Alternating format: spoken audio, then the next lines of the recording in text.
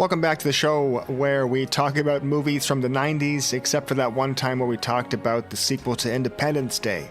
Today we're talking about The Phantom, starring Billy Zane from 1996. Guys, I'm going to eat a piece of crunchy toast when we start. Yeah, chew some gum too. You have any lozenges to suck on that can clatter around in your mouth? Not currently, but Travis, take it away. Dude, the view into your room looks like a Romanian girl's OnlyFans account. Like, it's just... It's yeah, so dude, crazy. That's an old bed sheet. We've had it for 3 years. We just bought a curtain rod, man. That was the most illustrative description I've ever heard, though. A Romanian girl's Dude, OnlyFans. yeah, but it's like her cell that they fucking did up one corner to make it look like a room. You can see Andrew Tate's bald-ass head walking by in the background every couple minutes. Shut up, idiot. Where's your Bugatti?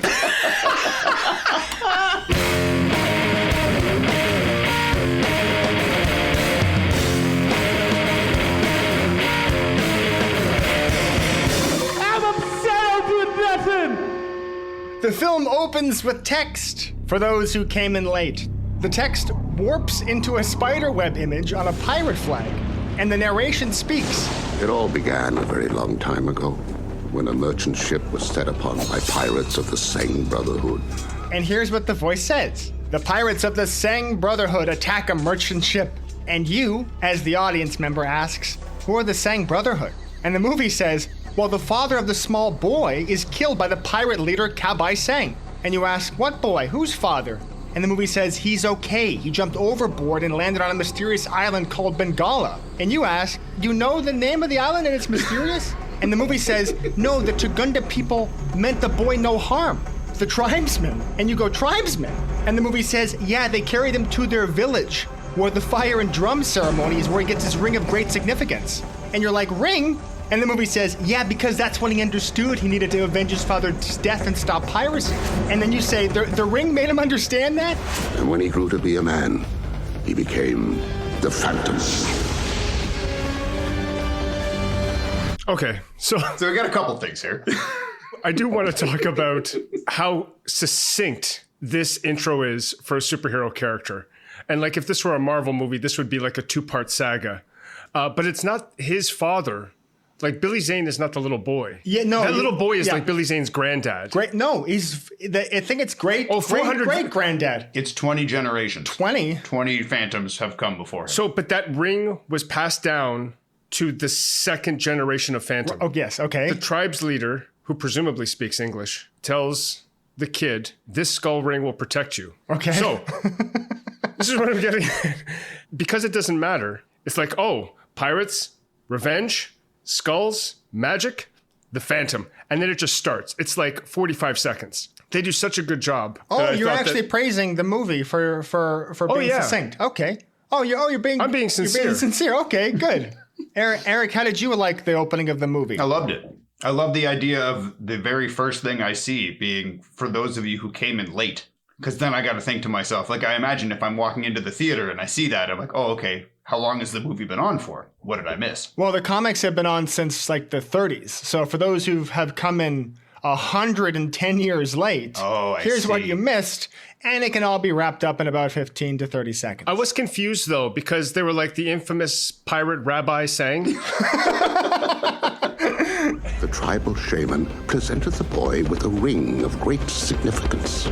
We see before the opening titles, we see a tribesman and he holds out a ring in front of the camera, and then the opening titles emerge from the ring, and the ring looks like something from a pewter mold that you would find at a Renaissance fair. Mm-hmm. We cut to a brown truck as it trudges through the dense jungle of Bengala.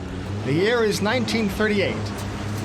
I don't know when the first part of the film took place, so you're not actually sure quite yet if this is 5, 10, 20, 100, or 400 years later. But you can assume, at least as an audience member, that you will see a fully grown Phantom.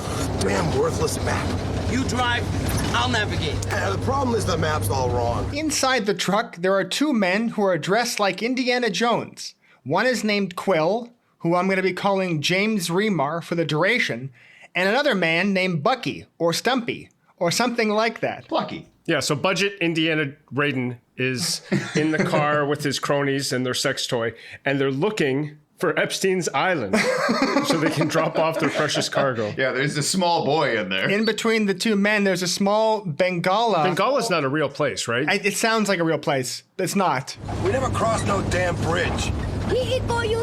James Remar is trying to read a map while driving, so the map is shifting left and right as he turns, and it makes me nauseous when I look at the map. There's also only one road. So it's like, why do you need a map? Just follow that one road. I'll just follow these Jeep tracks. James Remar tries to teach the kid a lesson by elbowing him. You know, maybe this little quitter needs a lesson in positive thinking. But the small boy ducks, and then his elbow, James Remar's elbow, hits Plucky. And that's it's a funny moment in the movie. The movie does have funny moments. It actually does. I would like to just say that. Moments that make me happy. Yeah, this is like, without getting too much into it, this is like one of the ones that's not terrible. It's, you know, it's got its B-movie kind of like principles, but it is still an enjoyable movie, and it does have some pretty funny moments. I don't know if I actually sincerely like it, though. I'm not sure if I'm just remembering a positive feeling when I was a kid and I watched this. And I wanted that ring. Yeah. I was reminded of a feeling that I had of like which skull I would want to have if I could only have one. Yeah. Which one did you pick? The jade skull, because it's green. Yeah, I want that one too. But like, yeah, there was a good chunk of time where like I was a kid, I was even like drawing these skulls. Like there was just something fascinating about skulls with jeweled eyes. I think I liked his suit too when I was a kid. I thought that was the coolest thing, how he was dressed. The belt is pretty cool. I'm going to talk quite a bit about the costume later on. But let's get back into that truck. Turn the map around. You got it upside down, you big moron. Sticky tells James Remar that he's been reading the map upside down this whole time. The small Bengala boy laughs at James Remar, and then James Remar looks like he's going to kill that kid. The truck comes to a halt at the start of a rope bridge, and a sign reads, "No trespassing." Oh, shit! Bengalese rubber ink. So this island has most likely been plundered of its natural resources, like rubber. Hey, Quill. No sudden stops. What's the big idea? James Remar, Stinky, Small Boy, and then two other men in fedoras step out of the truck to inspect the bridge. Hang on, can we just go back to the sign for a second? Yes. Why is the sign in English? Because we're watching it. Because they knew we were filming But there. it's like, by George, these poachers are probably from America. We'll have the no trespassing sign in English. Good show, that will stop them. No, it makes sense because it's an American audience. It's an English-speaking audience watching. That's why the sign is English. You're correct. The movie's wrong. It shouldn't be in Bengalese. Take a look at that. When the camera zooms out, we hear a sound effect that I can't describe, but we all know it when we hear it. And my question is, did the lens make that sound? That's the sound of the lens pulling back to reveal a dangerous situation. We all know It's that. the sound of any time Gordon Ramsay finds something in the kitchen that he doesn't like. Yeah, there you go. Actually, that probably describes it better than me actually playing it. You know exactly what it is now. Fuck me. Where does this go? Oh, bridge over the canyon. Fuck me. What the fuck is that? To my eye, the bridge looks fine, but the men are apprehensive. James Remar decides that the four grown men will walk across the bridge on foot first, and then the boy, who would not be able to reach the pedals, he will drive over the bridge second. That way, if the bridge collapses, the four men will be trapped on the side of the bridge farthest from where they started. We'll go over on foot. All except one. He'll stay back and drive the truck across. Which one? Oh my God. A little bit of movie making 101. There's always room for a joke. They say, we're going to walk across, and one of us will drive the truck. Which one? Which Hard one? cut to the little kid driving the truck. It's cute, and it's fun, and I love stuff like that. There's a little part here, too, where the kid says that this place is protected by a ghost. Says we can't go on. These woods are protected. Protected by who? He's, of course, speaking of the one white dude on the island who lives in the cave. Pale white guy in a purple suit. Fucking Stinky or whatever. He speaks Bengalese. Suggandese. Yeah, he speaks Suggandese. As the truck passes over the bridge, one rope snaps, and the bridge shifts side to side. Otherwise, everything goes well, and tension is instantly dissolved. And you know for a fact that bridge, it's not going to come into play later on at all. At all. It's a good bridge. The truck stops in a clearing, and the 4 fedoras and the small Bengala boy step out. James Remar shows the boy his map, and this is where we learn that the name of the boy is Zach. Yeah. Okay, Zach. Which way? It's not like Dukanda, come here. It's like, hey, Zach. Cody, come here.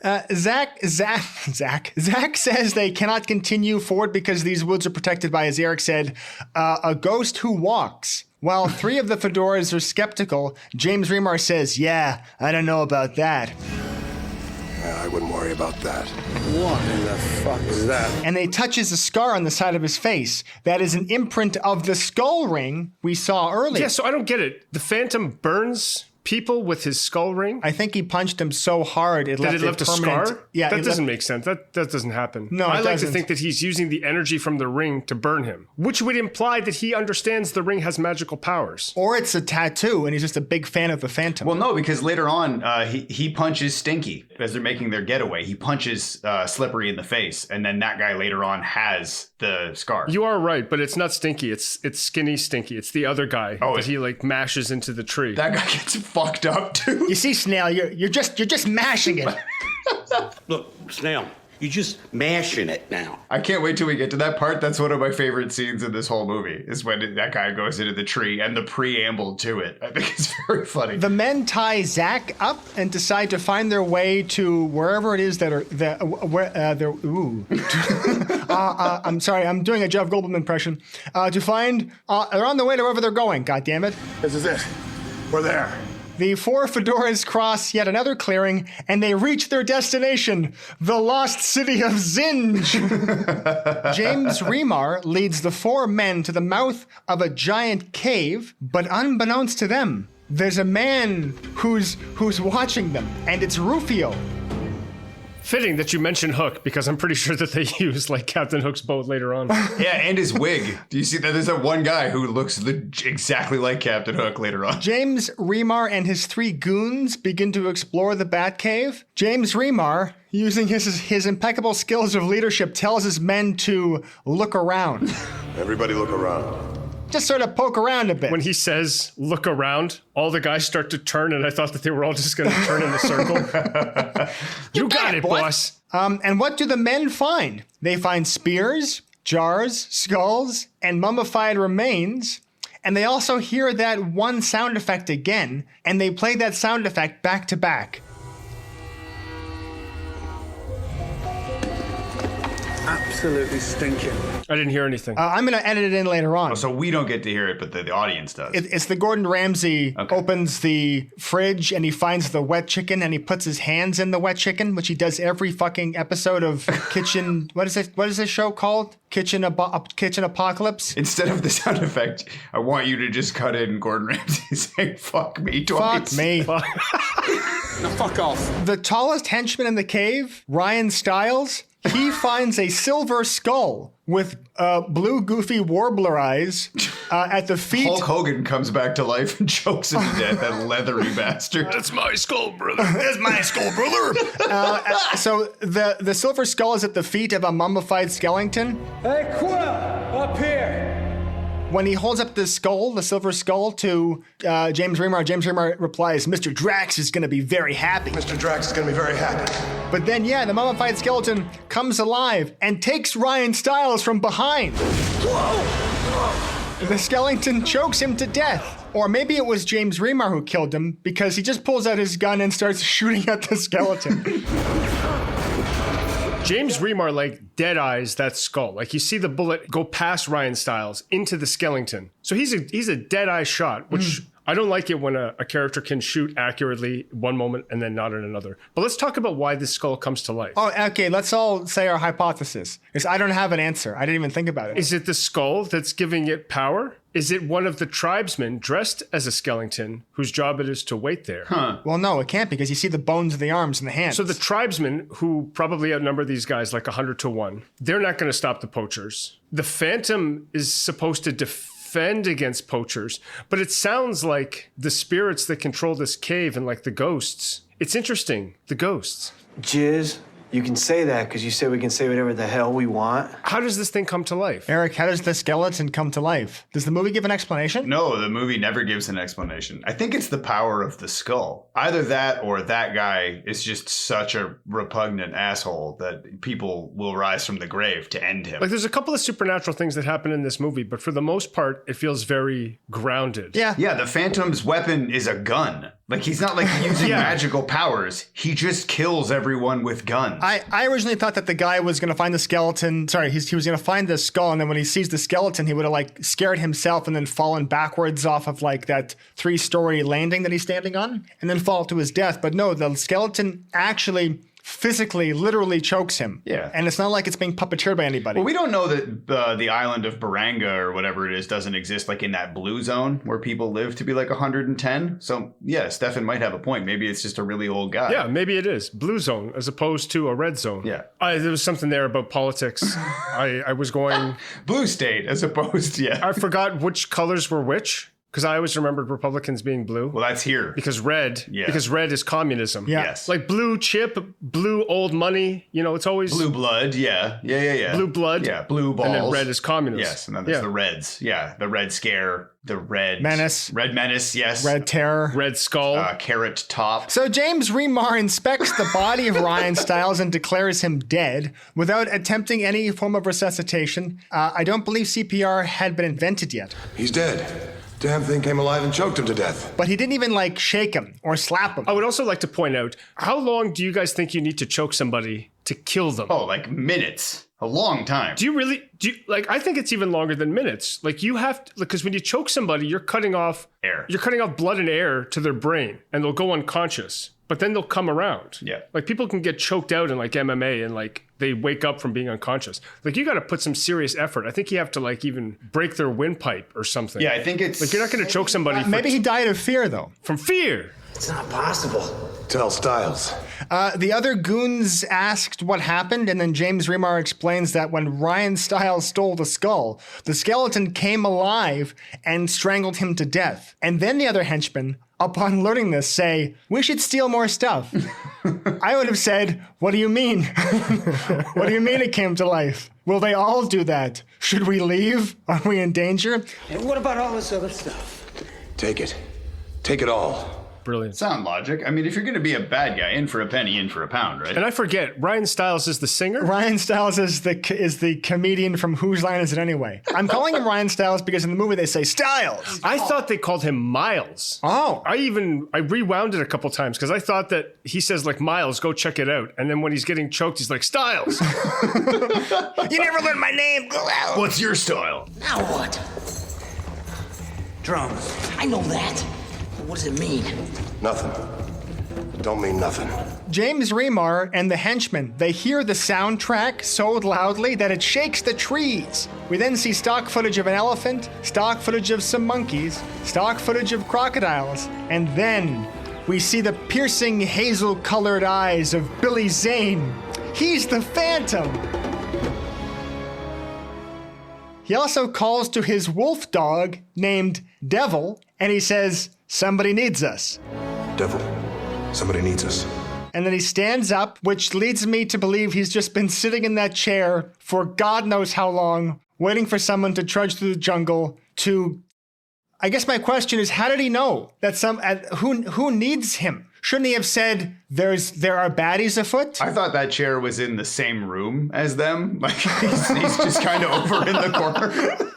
This is my favorite part that I was talking about because he says, "Someone needs us." And then it essentially smash cuts to that guy being flung into a tree. So is that who needed him? Like that guy needed him to be thrown into a tree and die? But yeah, to Travis's point, he's just sitting in a chair waiting. He's just staring at a clock. He's waiting for drums? Or did the drums alert the animals to tell him? Oh. And not even that. It's so vague. Someone needs us. He doesn't even know that someone doesn't need him. Like if he had stood up and said, "The cave needs me." Ah, yes. When the men steal the cave gold, the wind will whistle with the sound of drums to alert me of the presence of evil. And it shows like as he's like getting up, he's got the mystical power of the skulls and the cleansing power of the 45. Yeah, exactly. The smash cut is incredible. It's fucking my super suit, my codpiece, my super guns. Yeah, we need to talk about this again. So he stands up and we first see the close up of the skull ring and then another skull on a triangular piece of metal, which is emblazoned across his cock and balls. And then another skull imprint on his leather holster, which reveals his superpower. But he doesn't have skulls on the pistol grips of his 45s, which I felt like was a missed opportunity. Yeah, he's sort of covered in skulls. His suit is like covered in skulls as well. And the skulls look so shitty. Like on his belt, it's like a Warhammer dry brush, like silver over black. It looks very cheap. Yeah, very, very bad. Billy Zane then saddles his horse, which I'm assuming is named, if the dog is named Devil, then the horse must be named Satan. And the horse also has a metal skull on his horse armor. I'm starting to notice a theme emerging. This place is really giving me the creeps. James Remar and the two henchmen emerge from the cave in a wide shot, and you immediately realize why it might be a bad idea to have three characters of comparable height all wearing the same costume. James Remar and the henchmen, they hear the soundtrack behind them, and they turn to see a man in a skin-tight purple suit riding a white horse. James Remar and his henchmen then die of laughter.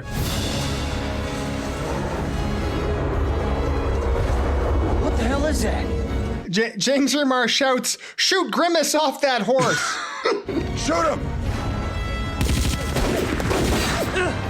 Oh, shit! One henchman tries to shoot Billy Zane with his Tommy gun, but then Billy Zane uses his Phantom-branded pistol to shoot the bad guy's bullets back into the barrel of the Tommy gun. Billy Zane then uses his heroism to throw a henchman face first into a tree. But don't worry, he's not dead. He just instructs his wolf, Devil, to eat the man if he moves. Billy Zane is like, Eric, correct me if I'm wrong, but he's like 40 feet away from these guys. I would say so. On his horse while he's shooting. Yeah. He shoots the gun out of the guy's hand. They're running. He catches up to one of the guys, mashes him into a tree. She's mashing it. She does that.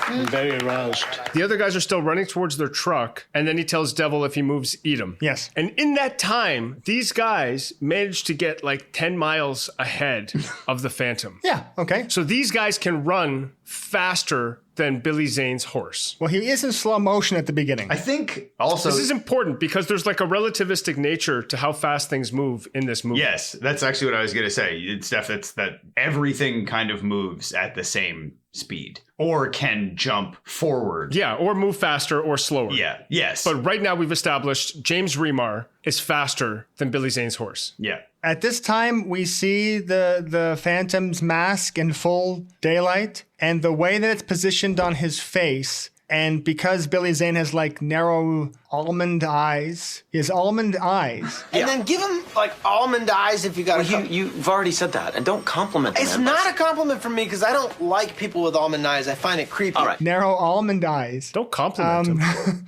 And because his eyes are hazel, and he's wearing black eye makeup around his eyes, you can hardly see any of the white of his eyes. So whenever you see him in the mask, it looks like his eyes are crossed.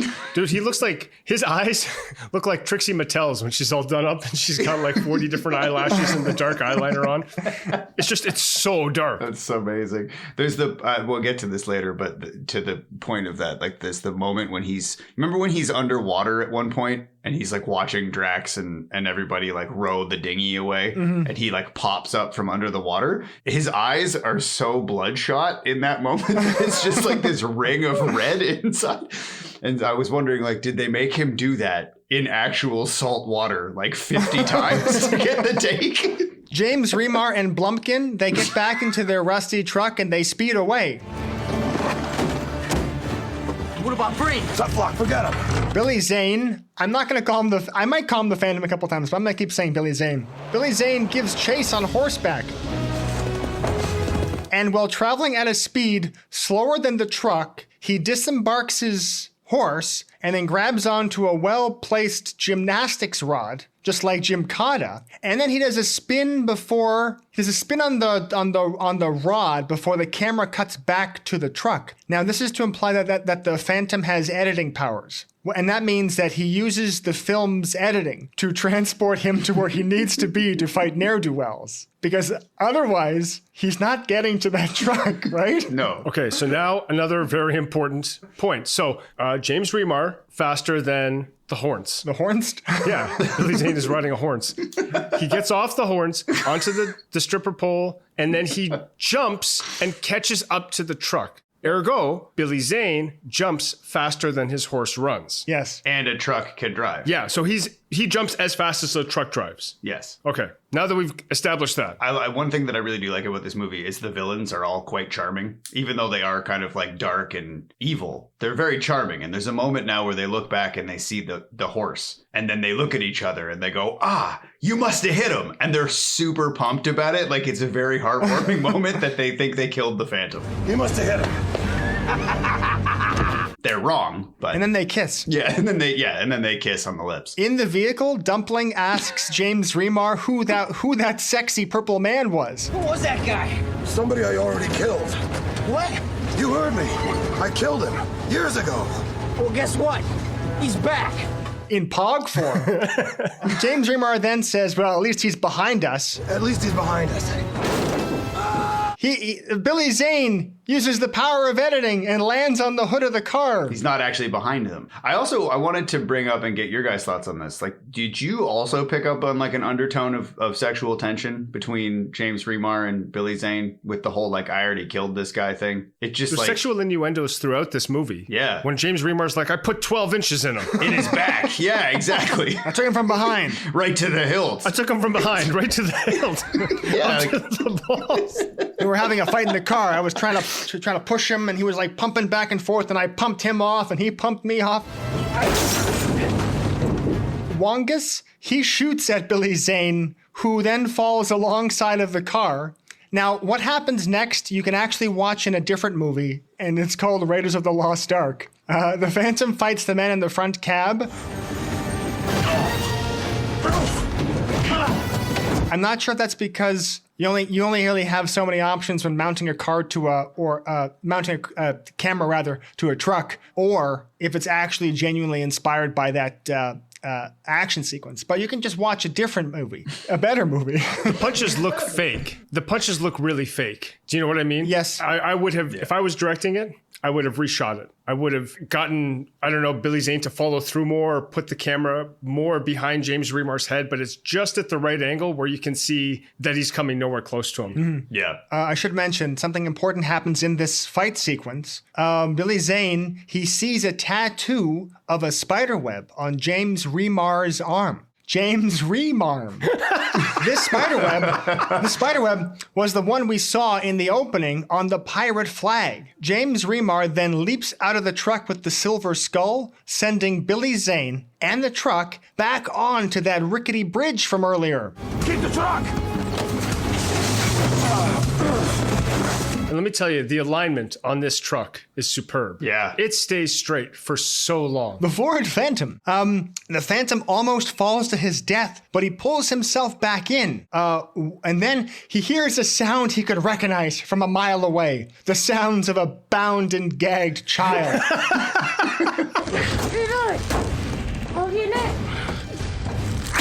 The bridge that the truck is on flips over, but the ropes are entangled in the undercarriage of the truck, so it stays attached to the bridge. But Zach and Billy Zane, they fall through the canvas top, and Billy, he saves himself by grabbing a vine with his right hand, and then he grabs Zach by the underwear with his left hand. The situation becomes dire until Billy Zane uses the power of gun to shoot the end of the vine so he and the small boy can swing to safety.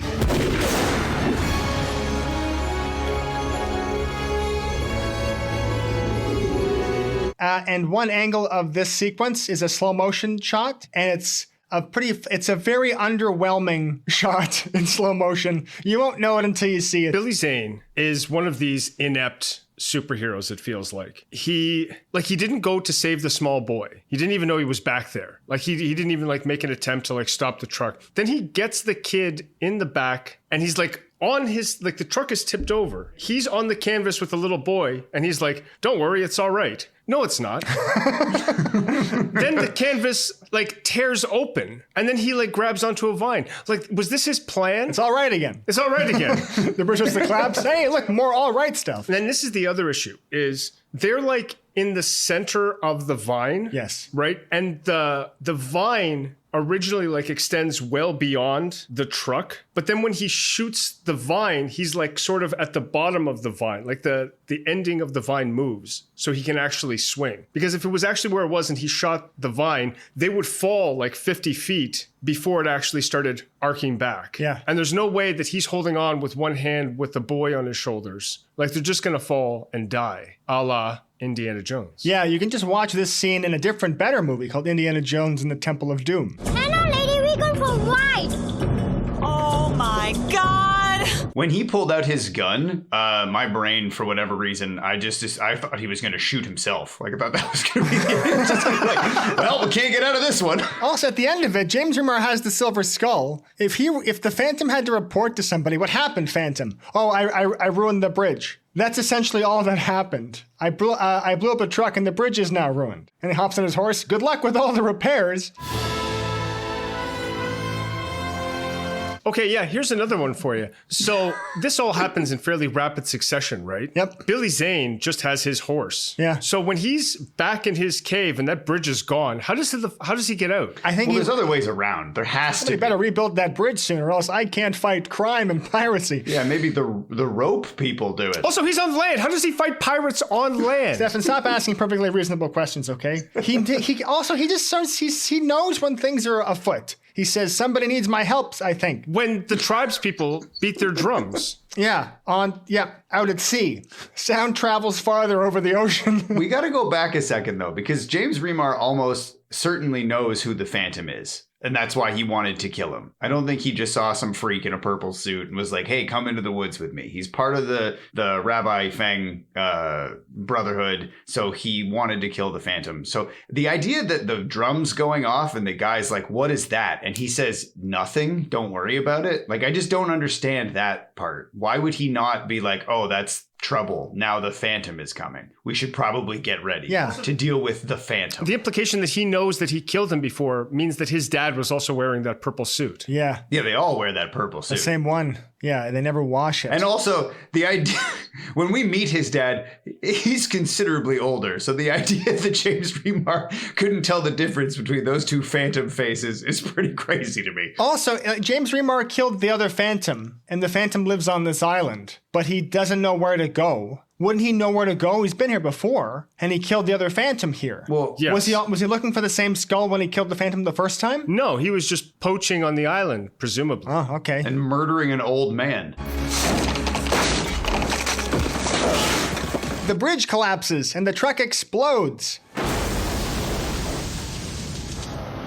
We then cut to Jungle Patrol, or at least that's what the sign says. And this is a British colonial outpost, as you can see, because the Brits have pith helmets, and the Indian or Pakistani men are all wearing turbans. I'm leaning more towards Indian because in the original Phantom comics, the island of Bengala is off the coast of India, and in the later comics, it's off the coast of Africa. But this movie just says Asia, and they're all right because lucky for us, the British Empire is genocidally entrenched all around the world.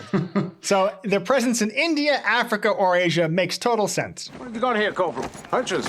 Looters, Captain. They might have mentioned it earlier, but Eric, do you know what area they're in? Like what the region is? Do you know what it's called? Is it the Virungas? No, it's Taganda. Yeah, what's better than Tagandi's nuts.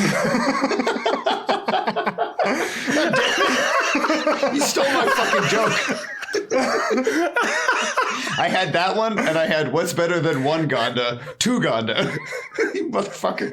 Two Gondis. I like the relationship this movie has with signs. I think it's very funny, and I think it was probably done on purpose that they just do not give a shit. This is the first instance of a sign just being extremely vague and very funny. Jungle Patrol. I think there's one later that says annual charity dinner with no information on it. It's incredible. A patrol car brings in two of the henchmen, saying that they're looters. You got a problem. You got a thing out there. A big, strange-looking thing on a horse. One henchman says, "You got a problem. There's a plum in the forest that rides a horse." The English officers pretend not to know what he's talking about, but secretly they know about the Phantom. You know what he's talking about, Captain? We both do. Oh, not now, Weeks. I'm not in the mood. Who is a ghost who walks, who has been haunting these woods for He's been haunting this jungle for 400 years. According to legend, he's immortal. Been around for 4 centuries. Imagine it, Weeks. 400 years? Just isn't possible. Billy Zane, he's shirtless in his secret underground lair library. Ow. Did that sting? Yes. Good. That means it's working. It looks like he's reading an atlas while an Asian man tends to his wounds. Yeah, the book that he's reading is quite large. It looks like an atlas or a collection of Herman cartoons. As we see Billy Zane out of costume, he's shirtless, his muscles are glistening in the candlelight, and he looks up at the camera and says, "It's not a wig." The skulls of Taganda. One made of gold, one made of silver, one made of jade. Well, within the book, he finds what he's looking for, a picture of 3 skulls. And these are called the skulls of Tacoma, Washington. The skulls of Taganda. And we saw the silver skull earlier. That was one that James Remar stole. And that was one of the skulls. So there's a gold skull, a silver skull, and that's right, you guessed it, jade. A jade skull. So we're clear that the Phantom, maybe I'm wrong. Is he learning about the skulls, these 3 skulls, now? Yes. That is exactly what I got from it. He's learning about the skulls at this moment. So he had no idea that his skull ring was connected to these skulls. Right, because you don't know, because it's a surprise for later, that of the 3 skulls, his 4th skull is actually the most important. And the small boy is like putting like a paste on his stab wound. And all I can picture is like the kid being like, he says, "Oh, it stings. That means it's working. It's not going to do anything for the internal bleeding." Well, this isn't the same small boy. This isn't Zach. This is Garan. This is a separate small boy. This is another small boy. Is his name Garan? I wrote his name down as Asian wound care nurse. I mean, either or, really. But they say his name at some point. One of the things in the book that's important is the writing that describes the 3 skulls. It says that when they are placed together, they will harness a force of unimaginable power. When placed together, the 3 skulls harness an energy 1,000 times greater than any force or high explosive known to man. When they talk about the skulls harnessing a power, he says a power greater than all the armies of the world. No. More devastating. That's what Drax says. Right. More powerful than all the armies of the world. And then in the book, it's like more powerful than anything known to man. Mm-hmm. Than any explosive or something. They specifically say explosive. That's because I wrote this down too. But the point that I'm getting at is that this book was written 400 years ago. So like a pistol is more powerful than anything known to man to like African tribes 400 years ago, right? Like, what does that mean? What do they think is more powerful than anything known to man? Well, the answer is it's for a 1990s audience who can imagine a very large weapon. But this takes place before the invention of the atomic bomb. Yeah, so are the skulls more powerful than an atomic bomb? By the way, if you think that the villain is going to use the 3 skulls to make an atomic bomb, that's not the Phantom. That's the Shadow. That's the Shadow. You're thinking of the wrong movie. I don't understand the way that they fret about it, because they say like they're going to have this weapon that is more powerful than anything known to man. And then later on, they say like that they'll be unstoppable or they'll be invincible if they have it. And it's like those 2 things don't necessarily mash up. Like, why are they invincible if they have this weapon? Yeah. Because the way they make it sound is it's like a one-time thing. It's like a very powerful weapon. But I don't understand the logic. What can you do with these skulls that you can't do with money? You know, like it just, I don't know. The threat doesn't seem real. It seems poorly fleshed out. I'll say that. No flesh at all, because they're just skulls. They're just skulls, exactly. Yes. A long time ago, the Taganda tribe possessed the skulls, and and knew the secret of keeping their force contained. The book says that an ancient tribe had control of the 3 Shankara stones. The village was attacked by the pirates of the Sang Brotherhood. I mean, control of the 3 Taganda skulls until they were attacked by the Sang Brotherhood. You say you did business with who? The Aryan Brotherhood? And you say you did business with who now? The Aryan Brotherhood? The tribe was destroyed and the skulls were separated.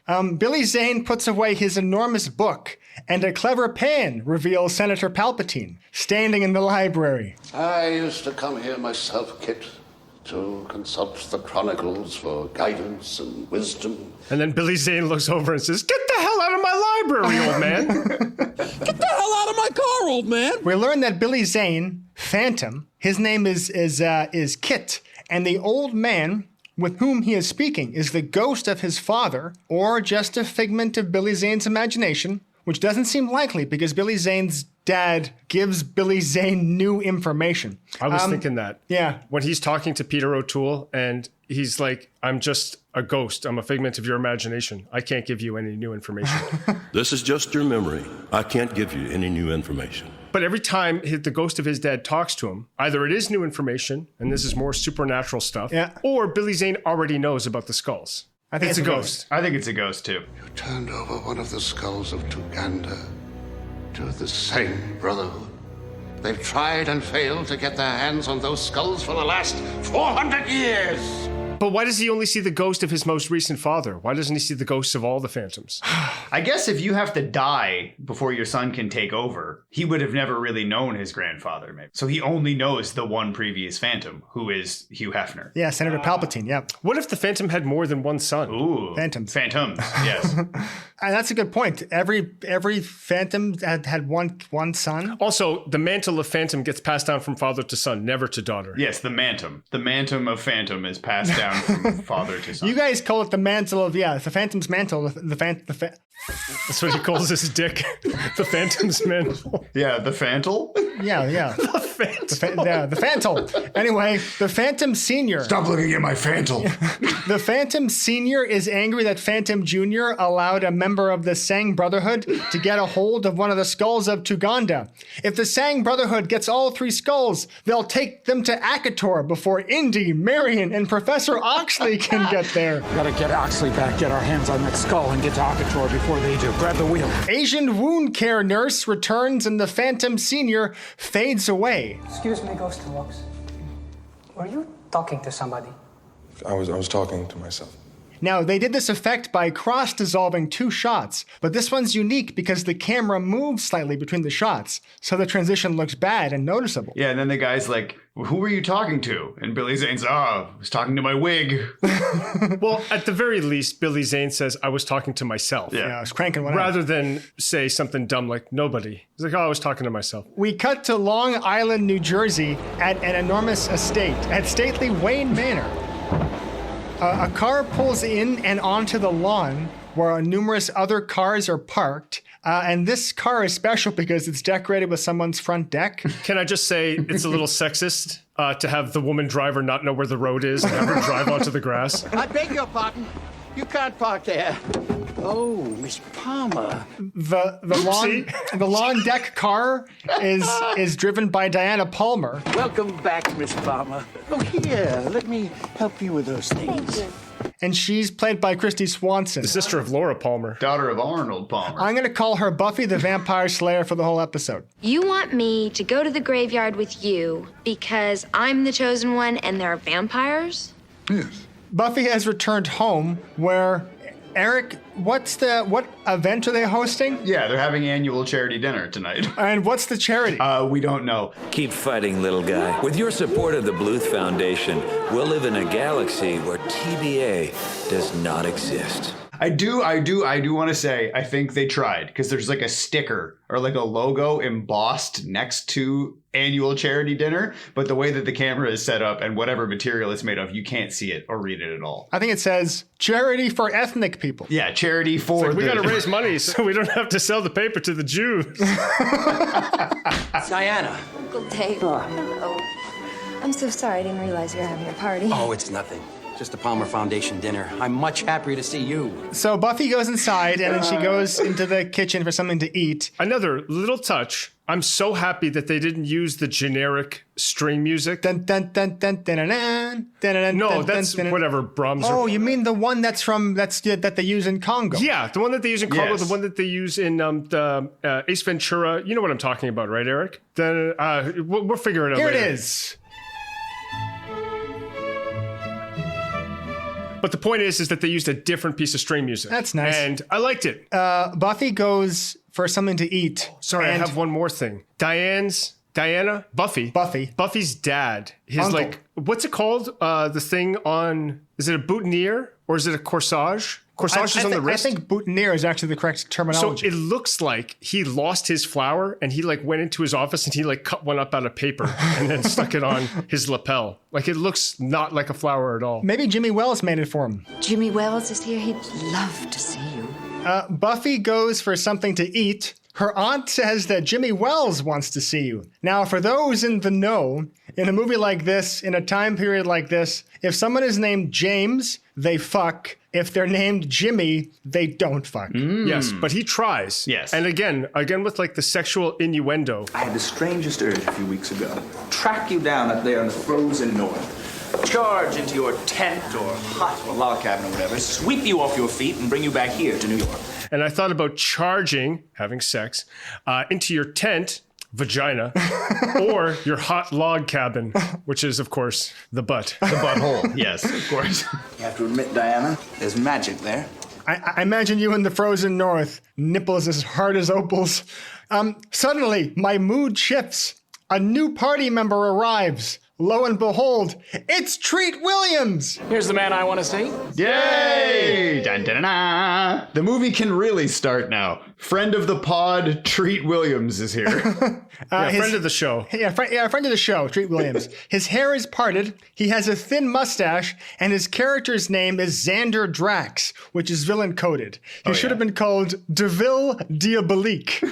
Okay, Treat Williams. That's my drag name. You're not welcome here, Mr. Drax.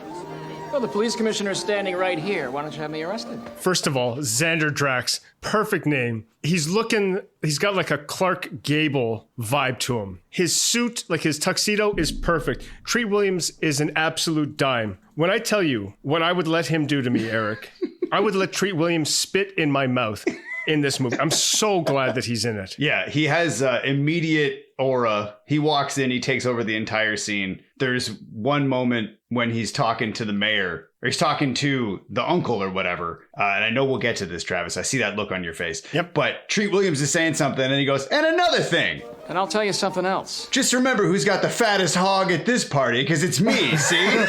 The way he hits his lines is so good. And yeah, he just makes this movie 10 times better. He's my favorite part of the entire thing. Dave, help me out here, will you?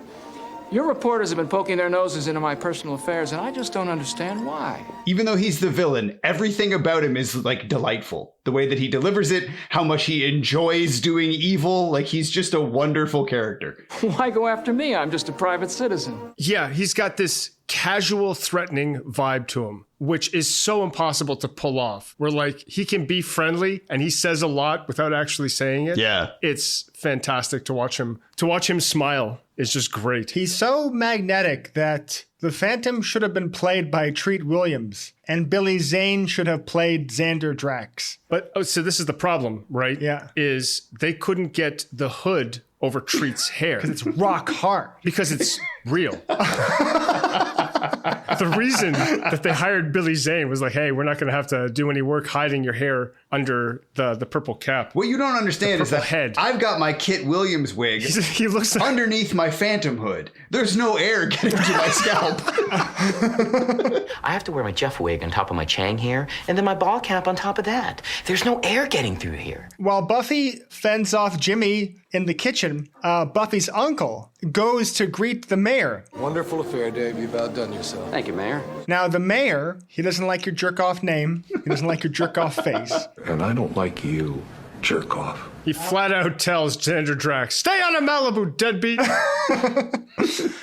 Treat Williams then sidles in and says, "Hey, my hand's not being shook." And he shakes both the hands of the mayor and I think it's the chief of police. The chief of police. But Buffy's But Buffy's uncle, he rebukes him. He's not having it. Apparently, Buffy's uncle runs the newspaper, and he's doing a piece about Mr. Xander Drax. Now listen carefully, because this is what makes someone a villain or rather, this is what the filmmakers thought would an audience in the 90s would consider to be villainous behavior. You own companies that regulate public utilities. You control the trade unions. You influence interest rates and stock prices. And you have personal and business involvements with the Zephyro crime family. Now, if any of these sound like they're good things, then you too are the kind of person who wants to steal the Taganda skulls and then use them as an evil superweapon to control the world. I would also like to, it's 1930, so every single one of those people at that fundraiser is doing exactly the same thing Xander Drax is doing. If you're rich and white in the 1930s, you're doing this. Yeah. There's also probably at least a handful of them that are actual Nazi supporters at that point. Oh, absolutely. A lot of the rich, wealthy people in America were hardcore fascists and like super into Hitler. So yeah, it's a bad party. Now, Treat Williams obviously says that all this is false. You know, in all my life, I never heard such tall tales. Have you been talking to my ex-wives? They're tall tales, as one would say. It's whim-wham. Hogwash. And as a rebuke of these allegations... Have you been talking to some of my cunt ex-wives? He says that I'm going to buy the newspaper. You know what? How much does this newspaper cost? 2 cents daily, 5 cents on Sunday. No. All of it. Can you imagine an incredibly wealthy person who wields their immense wealth and exerts power and influence over public utilities, unions, banks, stocks, interest rates, and then when they're mildly critiqued, they decide to purchase Twitter? I mean, they actually decide to purchase the newspaper? Maybe I'll just buy the whole damn thing. Not everything in life is for sale. Of course it is, Dave. So the party continues. In a closed-door meeting between the mayor, Buffy's uncle, and the old man chief of police. I don't know why I wrote him down as old man chief of police. Buffy's uncle reveals that Treat Williams has been going to the library, and while there, he has been poring through volumes which contain the symbol of the Sang Brotherhood. And I've learned from a highly placed source at the city library that Drax has been extensively researching esoteric volumes that are normally kept under constant lock and key. Buffy's uncle further elaborates on Treat Williams wanting supernatural power to become a dictator himself. So, what's it mean? He's on a quest for a supernatural power. When the mayor says that this is nonsense, Buffy's uncle correctly responds that while it may seem nonsensical to you, Drax believes it. Meaning that somebody who believes in dangerous nonsense and then acts on the dangerous nonsense is still a dangerous person. Okay, so let's talk about what Xander's doing is apparently evil enough on its own. It's like, Yes. I'll buy the water companies.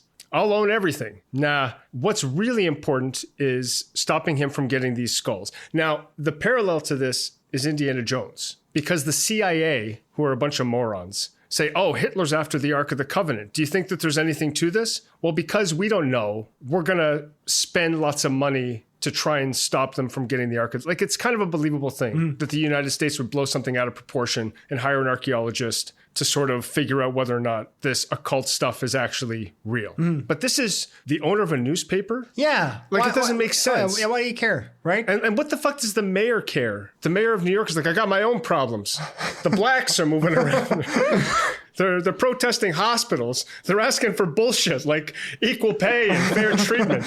The thing too is like this, you know, we're made to understand that the uncle is like a hard-nosed, hard scrabble, no nonsense, like news guy. Even though he owns the paper, he's actually like personally invested in the paper telling the truth, which is already kind of far-fetched. But the idea that this guy is like some kind of shrewd, like intuitive newsman after the exchange that he just witnessed with Drax, the mayor, and the chief of police, as soon as Drax leaves, he's like, yeah, now that that guy's gone, let's go talk in secret, because you guys still seem to be on the level. That part didn't track with me. Like, he didn't think to say, maybe I shouldn't just spill all the beans to these two guys. Also, did anyone else think of Bookman when they were talking about a high-placed source at the library? Listen here, Joy Boy. Maybe that's how you get your kicks. You and your good time buddies. Well, I got a flash for you, Joy Boy. Buffy's uncle says that he has traced the symbol of the Sang Brotherhood to the Bengala jungle. And of course, that's where Billy Zane lives with his horse. I've been able to trace the origin of that spiderweb symbol to a place called the Bengala jungle. This is a ticket for the Clipper. You're not thinking of going there, are you? 2 black cars are packed. Hey, 2 black cars are parked. Hang on a sec. You can compose yourself. I can't read my own writing, and it's typed. The newspaper owner says, I have to go to Bengala with this drawing. And then the daughter says, no. You have too much newspapering to do here. I'll go. Well, it's not his daughter, it's his niece or whatever. But why? Let me go for you. I don't know, Diana. I want to go. Like, the male exists, right? Which one? The Sigma male, the Sigma male, the Alpha male? Like, in this universe, there is the male. Yes. Right? Yeah, the Pony Express. Absolutely. He could have just mailed it, right? Or they could do like that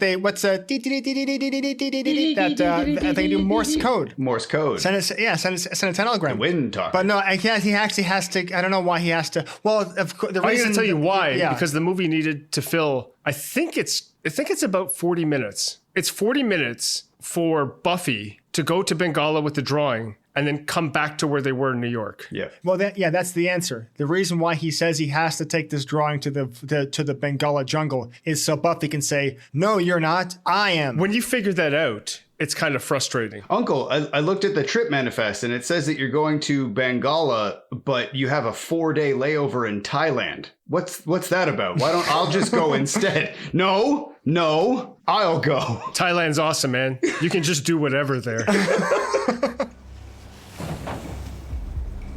2 black cars are parked on the dock in the cover of night. The old man police chief from the meeting moves from one car to the next. The camera pans and it's Treat Williams' car. You were right, Mr. Drax. They know far too much. The police chief and Treat Williams are working Kissing. Together. Buffy the Vampire Slayer then boards a scale model of an airplane while 2 Italian-American henchmen watch. Or rather, I thought they were the henchmen of the mob bosses. It turns out that those are the 2 mob bosses. Yeah, they're brothers. Yeah. Well, one's the mob boss, and the other one's waiting for his turn. Eric, do you know who the other mob guy is? Janice's husband. What's his name? It's Janice's boyfriend. It's Richie Aprile. Richie Aprile. Yeah, absolutely. And he's finally going to get his turn to be boss. Yeah, the boss of bosses. Buffy the Vampire Slayer, she boards the plane, and then the 2 Italian-American mob men, they snatch a phone away from a soda jerk. Hey, call him back. To call someone. The plane that Buffy is boarding is called the Orient Clipper. Just in case no one was offended so far, now you can be from the word Orient. Orient's offensive? I think in that context, no. I think if you were... Yeah, but like going to the Orient. Yeah. But like I was saying to Eric, if you don't know what kind of Chinese somebody is, you can just call them Oriental. That used to be a way to do it. It still is a way to do it if you talk to some people. Yeah, a little Tootsie is boarding the plane right now. The Italian-American henchmen, they call Treat Williams and let him know that Buffy the Vampire Slayer is boarding a plane to Bengala. He's not too worried, as he says, because he has friends in that part of the world. I do have friends in that part of the world. He has sexy friends over there. Just then, Treat Williams' secretary shows Dr. Fleming, the librarian, into the office. Dr. Fleming, thanks so much for coming. Okay, first of all, who is Dr. Fleming? Because he looks like somebody. Do you remember the guy from Star Trek? The movie with the whales? Star Trek 4. The Voyage Home? Hello, computer. The guy that works in like the plexiglass factory? Transparent aluminum? Yeah, is that the same guy? That's the ticket, laddie. I don't know. I don't think so. Looks like him. He's got a really brightly polished head. He's very unfortunately bald, this librarian. How can I help you? Well, you can reassure me that the research I've been doing at the city library is strictly confidential. Because Dave Palmer has been poking his nose into my business of late. So he is ushered into Treat Williams' office. Do you see the secretary in this scene? No, you see her through the door, yeah. Okay, all right. Because later on, I missed that in this scene. And later on, I had made a note about Treat Williams' evil secretary. Because they share a look at one point where she like clearly knows what's going on, is very evil, and like is super into it. Anyways, carry on. Treat's office, also a stunning example of like Art Deco. It's just gorgeous. Yeah, it's beautiful. The couches, the little red chairs are amazing. His decor is as sexy as he is. The man knows how to put together an office. The microscope bothers me. It bothers me a lot because one pipe is straight and the other one is like off at an angle. This bothers me, yes. Okay, that's what bothers you about it. I was wondering because Treat Williams has rigged in the microscope 2 razor blades that pop out when you turn the focus knobs. Yep. And the 2 razor blades come out of the viewing glass. Yes. They come out of the holes. So if you were to look into the microscope, the first thing you would see is 2 pieces of metal. You wouldn't see past them. How do you not see the razor blades? When he looks into it, he says like, "Oh, I can't see anything." It should have been like, "All I see are razor blades." Just adjust the focus knobs. Oh. But like he looks in and you see like liar, and as it comes into focus, then they spring out. But what were you going to say? I should have said bald. I was just going to say that Treat Williams is like, "Hey, Dr. Fleming, can you take a look at this microscope? It's what I use to look at other people's hogs. Not mine, though. Mine's huge." Okay, so he invites the librarian from the library who came all the way from downtown, and then he says, "Come into my office." After looking at his... Treat Williams first checks to make sure that his razor blade microscope... I had the boys whip this up for me. "Gentlemen, I'm going to need a razor blades in my microscope tubes." Well, he's evil. That sounds fine. But he invites the librarian down and says, "Hi, Mr. Fleming. Just wondering, all those books that I was looking up, you haven't, told anybody." Your privacy is protected. All requests for access to special collections come directly to me. I'm the only one who sees them. It's a long trip for that librarian. But then on his way out, he says, "Oh, one more thing. I want you to check out this slide under the microscope." I'd like your professional opinion on something under this microscope. Here, let me hold your glasses. And the guy takes off his glasses and he looks and he says, "I don't see anything." Just turn the focus knob. And then you hear the sounds of eyeballs being gouged out.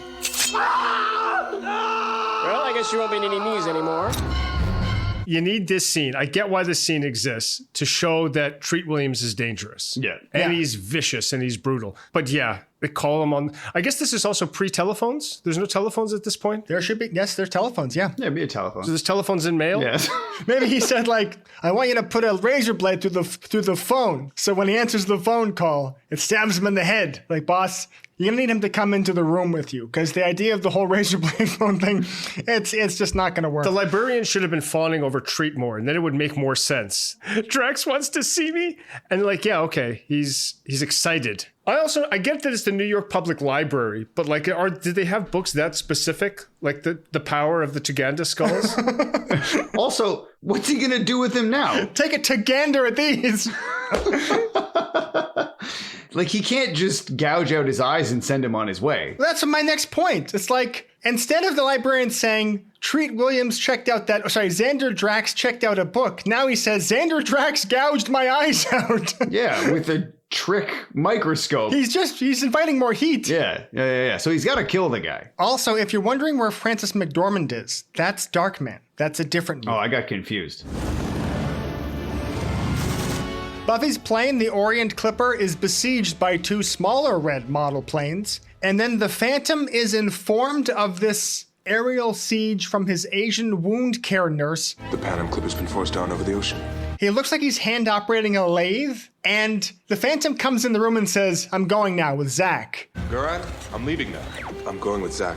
And then the Asian wound care nurse says, "Oh, actually, you have to go stop this plane thing." Where was the Phantom going with that small boy? Well, like in costume. The tone implies is like, we're going out to dinner. Zach knows this cute little restaurant in Bengala. What are you doing? Oh, I'm listening to like emergency signals. The Orient Clipper's being attacked by the Red Baron. So wait a minute. Now that I'm thinking about it again. So he's got a radio to pick up like transmissions, but he also has... I think he's hand operating it. He's hand powering the radio too. Yeah, and there's like 30 in there too. Yeah, all he's picking up is like some Russian guy, "I have a ham radio." But is he just vaguely listening for like this, like the sound of something that the Phantom can... Any crime on Bengala?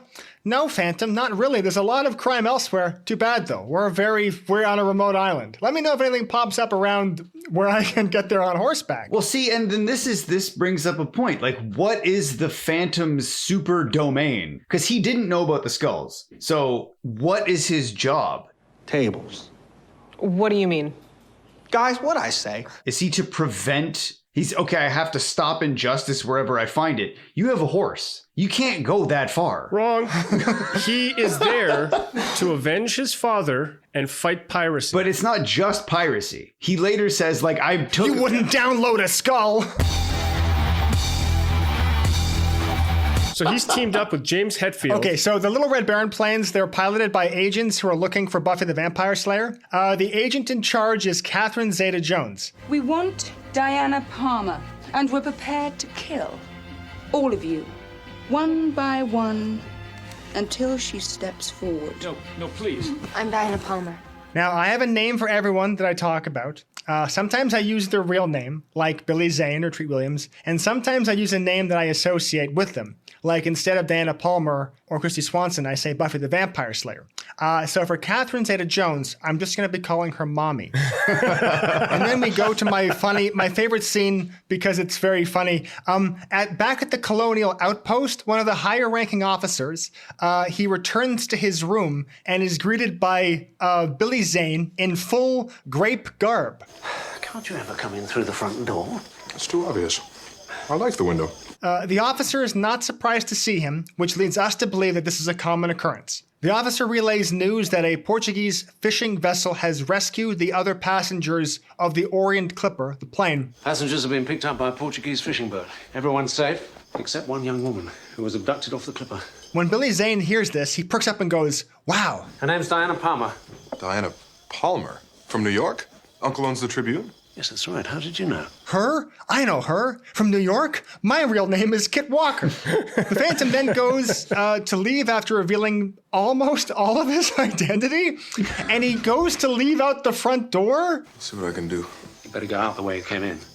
I have enough trouble trying to pretend you're not real as it is. Even after he says, "I prefer the window. I can sneak in that way." And then the guy's like, "Don't you want to take the window again?" And the Phantom's like, "Oh, that's right." Well, and this leads me to believe that the Phantom sucks. He does suck. But it's actually not so much that the Phantom sucks. The English guy says, "By Jove, Phantom, why don't you come through the front door?" And he's like, "Oh, I like the window." And then Billy Zane goes to leave out the front door, and the captain's like, "Don't go out the front door, people will see you." What? Well, see, but the thing is, the guy says, "Why don't you ever..." It's more innuendo in this scene. It's just, the banter is just to serve the innuendo purpose, because he actually says, "Why don't you ever come in through the back door?" Oh, I get it. Yeah. Back door. Slowly gets up to walk out the front door. "Oh, you're a superhero. Oh, fuck. Okay, sorry. Yeah, I'll go out the back." Thanks, Zach. The Phantom then leaves, and then out back, there's Zach and the horse. Instead of hanging the bridle of the horse on a tree stump, he uses a boy. It's the next day now, which I guess the Phantom engages with crime that's not exactly time sensitive. He doesn't go after him under the cover of darkness, where his purple might make sense. Waits till broad daylight and scales across that rope. I was thinking about it when the Phantom is sneaking around. Like, does he think he looks different? This suit grants me invisibility. No, I just think it's funny that, like, he gets news like, "Don't worry, all the people are safe." And the Phantom goes, "Oh, okay, well, I'll check it out tomorrow after a good night's sleep." So the next day, James Remar and Mommy, they have Buffy the Vampire Slayer tied to a chair. Oh, feisty too. And this would be a good opportunity to pause and pump off. Everything that Catherine Zeta-Jones, Mommy, says while, like in the movie, she always purses her lips after and goes like, "Ooh." Happy now? Get a good look. And it's always so sexual, and it doesn't matter what her questions are because the answer is always "Yes, Mommy." The Phantom dismounts from his horse a few hundred yards from the boat where the baddies have captured Buffy the Vampire Slayer. It's good work, Zach. Now you go back to the rope people and stay away from bad guys. Important to note that Mommy has a Ruger. Mm-hmm. A Ruger pistol. Yeah. Okay. Because German. Oh. And therefore Nazis. Bad. I thought you meant like a Ruger. You know what I mean? Like she's hot. That's what I thought you were getting at. Auga! I wish that scene of her like taking her boots off just like lasted forever. Yeah, and like the zipper was a lot longer. You know what I mean? I wish there had been like a big like zipper on the boot. Yeah. Nice boots. Mind if I take a look? That would have been great. Yeah. There's a part here where Billy Zane gets off the horse. Yes. And he turns to a Short Round and he says, "Go back to the rope people." And that part I felt was pretty fucked up. The rope people. They're just the indigenous tribesmen and women of Bengal. I call them the rope folk. Yeah, they're like ropes. But are they Filipino? Well, here's the thing. Like I said earlier, the movie says Asia. Then the comics it moved from off the coast of India to off the coast of Africa. So the answer is they're Afro-Indian Asian. Okay. So it's just a vague, it's for a non-white audience. It's like island people. That's what they're going for. Some island boys. We're not racist. They're the ones who are They're the racists. You think he likes ham? Wait till you see me like ham. You think he likes ham? Wait till you see me like ham. I gotta bring this up again. You guys mentioned it before. The Phantom dismounts his horse and he sees the boat where they've captured Buffy and it's broad daylight. I think we should talk about the suit now. The Perpsicle suit?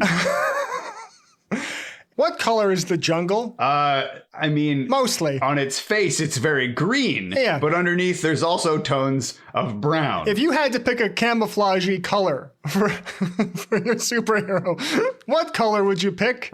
Fuchsia. No. Teal? No. I'd pick a costume that glows in the dark. Pumice, yes. Neon green, purple. I also have to give you some quick kudos. When you said a plum on a horse, I almost pissed myself laughing. It was a long time ago, but I just wanted to say that again. I was plum surprised. He once spotted an entire plum. I was plum surprised. I always told him, you gotta chew your food better. But he never listened to me. But that was landfill. One time, he farted an entire plum. Okay, so the Phantom's wolf, Devil, he runs to the boat and he's accompanied by that same sound effect again. Plonker. Then the man in the bright purple suit, the bright purple jumpsuit, surreptitiously boards the boat, doing a hand over hand on a rope. And he's so clear. You can see him so clearly. You can see him from space. Yeah. And they had to do a lot of cutting to make it look like he was hand over handing that rope faster because it took him a long time, I guarantee. It cuts to a wide shot and you can see him better because he's in a fucking purple suit. I will say, like, I like that they actually gave him a rope to climb. Like, it looked okay. It was a lot of shitty cuts and stuff, but like I was happy that they had someone climbing a rope. Yeah, to be fair, it's a real truck, it's a real horse, it's a real rope. Like, there's a lot of practical. Real purple suit. Yep. It's a real purple suit. It's a real Treat Williams. And it has skulls on it. I can't think. It's a purple suit with skulls on it. And he doesn't understand the significance of the skulls. He has to get a book out of his, like, great-grandfather's library. Skulls, huh? No kidding. I can't think of anything worse to have on your outfit than skulls. Rats. Anus. Mommy and Buffy have a scene where Mommy wants to know more about Buffy's boots. So Buffy takes off one of her boots and you see her socked foot, and it's another good time to pause and pump off. What the scene is actually showing is that Buffy is hiding the picture of the Sang Brotherhood's symbol in her boot. Also, there is a moment that we went past that's real dark, which is when what is his name? James Remar leaves, and he says, maybe when I come back, you and I can spend some time together alone. Maybe when I get back, you and I can spend some time alone.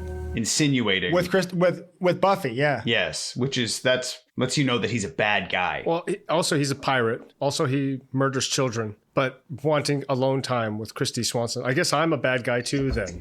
Billy Zane sneaks through the ship in his bright purple costume and knocks on a door with his guns drawn to reveal many women showering. Yes. And he's a gentleman. He's like, oh, I'm sorry, ladies. I didn't mean to look at your bazongas. All right, gentlemen, nobody... Ladies, kindly pardon my error.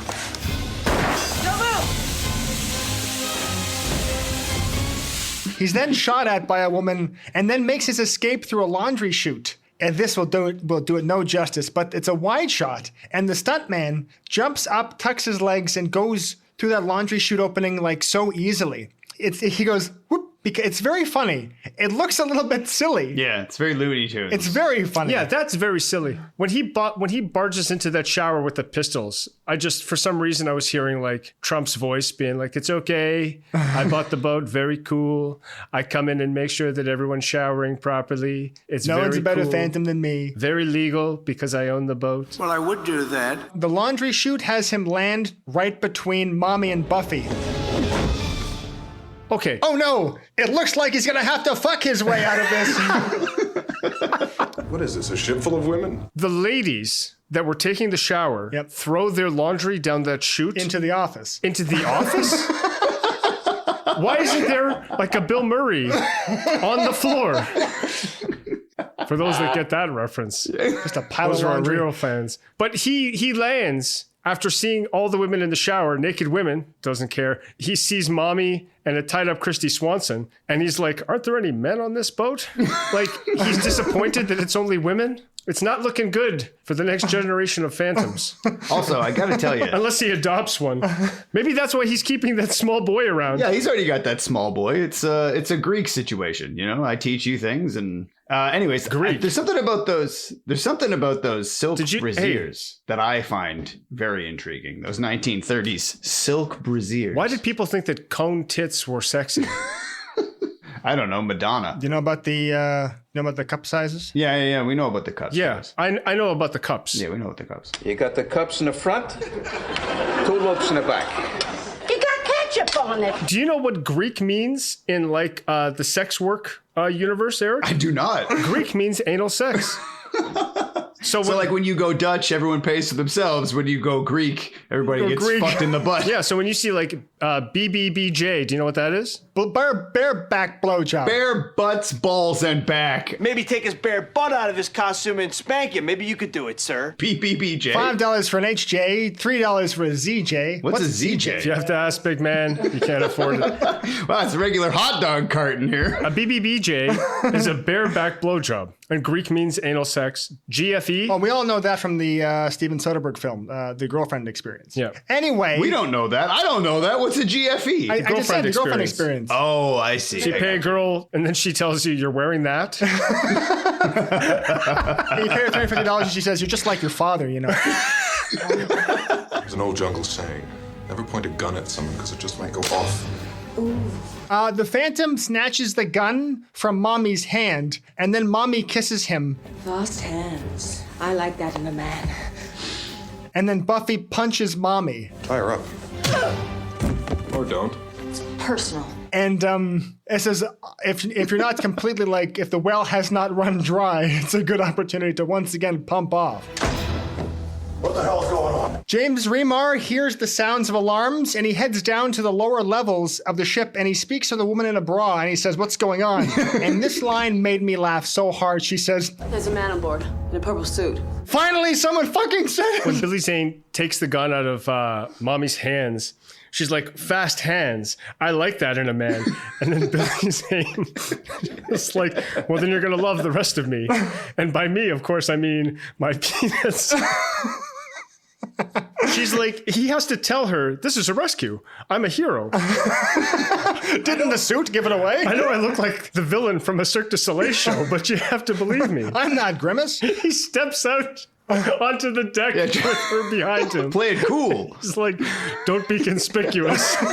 Try to blend in. This whole scene is very ripped from when they rescue Leia. Was Luke also in a purple costume? Yeah, you're Diana Palmer.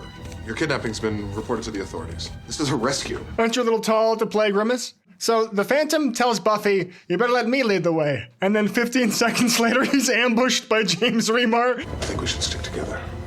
Okay. I guess what I meant to say is I think we should stick together, but I should go first. But don't worry, because Devil, the wolf dog, pounces on James Remar. Good boy, Devil. Giving the Phantom the opportunity to use Gymkata against the other bad guys. And then Billy Zane and Buffy, they board one of the Little Red Baron planes and they make their escape. Yeah, but also the dog is there, Devil. Devil dog, and Buffy's like, The dog's a wolf. I know. I know. Like, he's such a nerd. Like, I half expected him to say that, my favorite dinosaur is the Stegosaurus. It's just It'd be great if, like, he was like, you guys know me, right? Come on, get in. You can fly a plane? Billy Zane and Buffy, they board one of the little Red Baron planes and they make their escape. James Remar and the other men in fedoras all hop into cars and onto horses. Okay, now, what's all that about? Let's go! They're getting away! We gotta stop them! And then, you see, the thing about this is, if Billy Zane and Buffy get on a plane and James Remar says, follow them through the jungle, to assume that the plane is going to fly over land, isn't that a bit of a stretch? Or just a lucky break for James Remar and the henchmen? Well, this is another important note. So, because we're jumping ahead, but James Remar catches up to the plane in his truck. Therefore, truck faster than plane. But slower than Zane. Come on!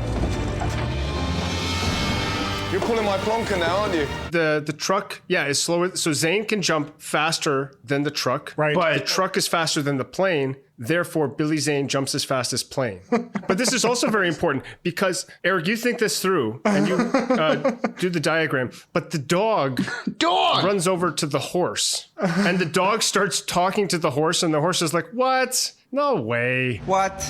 No way. We've done it. Dogs can communicate with horses, even without the organs of speech. You gotta take it back to Varungus. But because wasn't James Remar faster than the horse? James Remar is faster than the horse on foot. Yes, but Billy Zane is faster than the truck. Yes. So James Remar... The plane is slower than the truck. So James Remar should be at least as fast as the plane. Yes. Now, this is going to get confusing because Billy Zane is flying with Buffy in the plane. Yes. The Billy plane. The horse catches up to the plane. So horse faster than plane. Yes. Horse slower than truck. Yes. Truck faster than plane. Billy Zane faster than truck. James Remar faster than horse. So Devil the dog reconnoiters with Phantom's horse, and I wish there were subtitles. Because it looks like they talk to each other, and I wish that when the dog barked, it said running is fun, and then the horse says, I like apples. Because I guess you're supposed to assume Phantom went that way, and the horse goes, right-ho. Now, Billy Zane in the plane with Buffy, they're going down. Because when James Remar and the other fedoras shot at the plane, they struck the fuel tank. We're losing fuel! We've got to take her down! So Zane instructs Buffy to go onto the pontoon. See the pontoon? Yes! Climb onto it. What?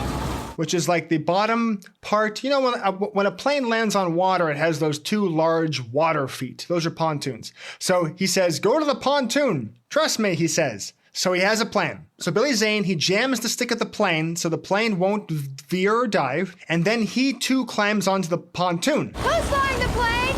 I jammed the stick. He looks down below, and he sees his horse running as fast as the plane. He then jumps from the pontoon and lands on his horse, testicles first, onto the saddle. And then he looks up at Buffy and says, okay, now you jump onto your horse. You jump onto my face. Okay, jump! Billy Zane looks at the fuel gauge. It says empty. He looks up at the wings, sees the fuel spilling out for the first time. And he's like, I think we're running out of fuel. No shit, do you think? You fucking idiot. And then he jams the stick to put Buffy at ease.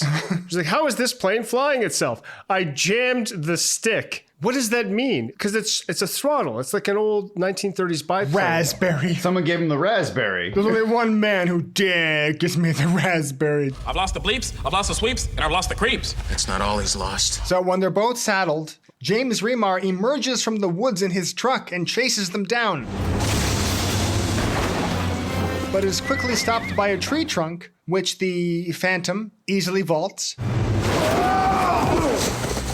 Then two baddies on horseback, they continue the chase, but are stopped by the indigenous people of Bengala, who use ropes to trap them.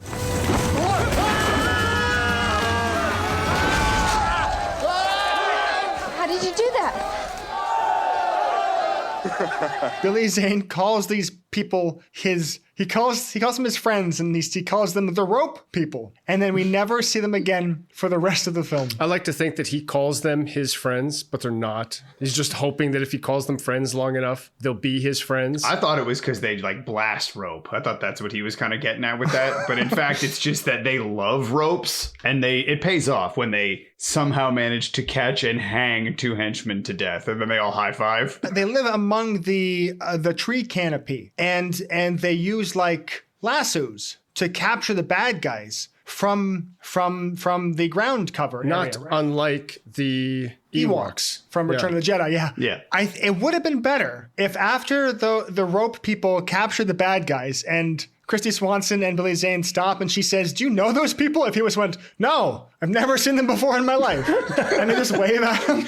Well, and also, like, didn't he told Zach to go back to the rope people? So by the way that time and speed moves in this universe, like, was Zach already there, do you think? Or was he kind of on his way there at that point? Because it's only been 5 minutes since that happened. How did he know he was going to end up there? Because he had to land the plane or like disembark the plane. The plane crashed. Yeah. He jumped off the plane. Also, it's like fortunate that he flew back to his hideout. Oh, we're going to get to the hideout. It's my one of my favorite things. So the film slows down. Well, hang on. So wait, can we talk a little bit more about the plane? Because the stunt work on the plane is fantastic. Oh, yeah. I think it looks very good. There's a couple of shots, like there's obviously shots where they're on a green screen and like the plane is on a truck or whatever. But they actually have, and you can tell it's a stunt woman because her hair looks completely different and her face looks completely different. She looks like one of the California raisins. If you see her face, like she's very scrunched up. But it's actually somebody climbing onto like a low-flying pontoon of like this plane. Like, it's great stunt work. It's really well done. And I think the stunt guy actually goes from the pontoon onto the horse. Yeah, and I don't know whether in the shot where I couldn't tell if it was actually outside or if they somehow did it inside. But there is, like, he jumps onto something, and whether they then match cut it to the horse, yeah. There is one part of that sequence where you see the plane matted in against the background moving. Oh, no, it's got some of that too. But I'm just saying that there are scenes where the plane is actually flying. There are shots of the movie where like a plane is flying low, and then a shot from the plane down at the horse, and then you see a guy jumping off the plane, and then they cut it together well so it actually gives the impression that he's actually doing it. Ultimately irrelevant. But the plane explodes, which is a nice thing. No, I mean this whole thing. This whole chunk of the movie is irrelevant. Yeah, because Buffy goes back to where she came from. Yeah. Hold on, guys. We got to cut the show short. My super secret red flashy ring that I have in my hand is flashing red. You see, this flash alerts me to No, wait. Oh, that's not this movie. That's The Shadow.